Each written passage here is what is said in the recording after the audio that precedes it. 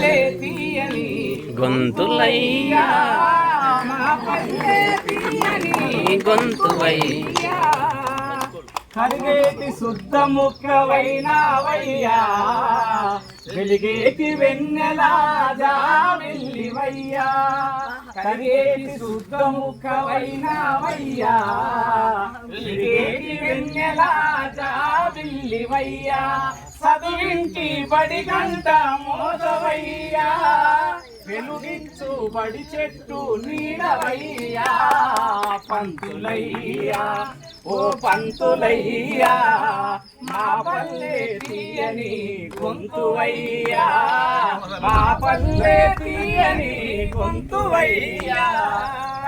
సన్మానం అంతా మా ఉపాధ్యాయులుగా నేను అనుకుంటున్నాను. భౌతికంగా మేము తీసుకున్నా కూడా ఇది మీ మంచి హృదయం అంతే. తెలుగు సబ్జెక్ట్ ఎందుకు ఇంత సంఘటితంగా ఉంటదంటే శిశుర్వేత్తి పశు అది ఒకటి ఉన్నది కదా గానరసం పని అంటే చిన్నపిల్లల దగ్గర నుండి పాముల వరకు కూడా సంగీతానికి ఆకట్టుపడుతుంది.